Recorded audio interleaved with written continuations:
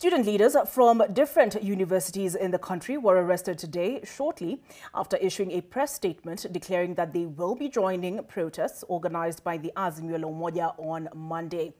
The student leaders say the high cost of living has become unbearable to comrades and that they cannot access HELB loans. There have been reactions from different quarters on Monday's planned demonstrations. Former presidential aspirant in the 2022 elections, Reuben Kigame, has declared that he'll be joining the demonstrations, while the Central Organization of Trade Unions has taken a different position. They've asked workers to keep off the streets. With that report is Melita Oletenges. No sooner had the student leaders finished delivering their press statement in Nairobi, calling on students in universities across the country to join protests, than the police from Central Police Station in Nairobi arrested them.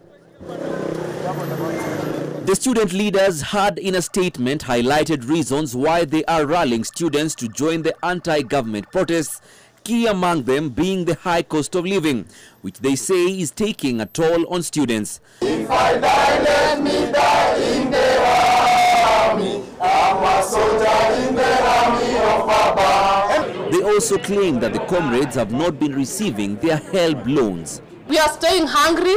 We are deferring not because we want to, but because we cannot afford to pay our school fees. We pay school fees through HELB. And when HELB is not released, then we have to stop.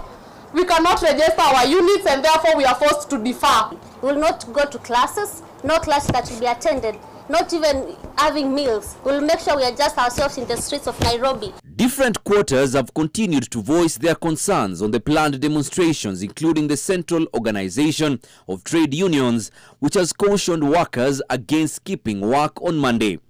Life is already so difficult for us, so let us not add salt to the injury that we already have.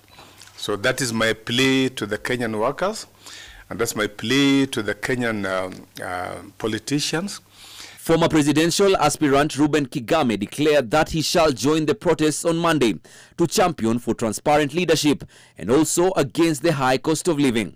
We shall not sit and watch youth drop out of college, go without jobs and without food, and where we have the increase of fuel prices every month and cartels taking our nation down through untaxed imports as our farmers and business people fold up. In Mbeere, leaders allied to President William Ruto have asked Azimio leader Raila Odinga to exercise leadership and call off the protests. Hii maneno ya kuchunga kura, yeye analaumu watu, lakini yeye hajui kuchunga kura. Sasa unataka kukua president, alafu wewe unashindwa kuchunga kura, unataka kukua president namna gani? Na hakuna mtu anaiba kura yako, ni watu tu wanakudanganya kuambia wewe ulipata kura mingi hapa lakini imepunguzwa. Na punguzwa wapi? Wale wameshindana, kila mtu ako na results zake. Kama sio ule mwingine anasema hii ni yake. So kwangu mimi ndio nawakilisha Raila.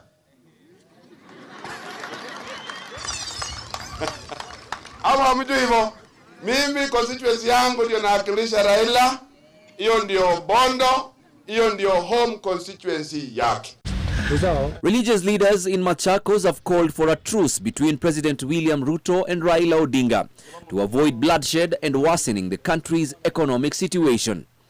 Melita Oletenges, NTV.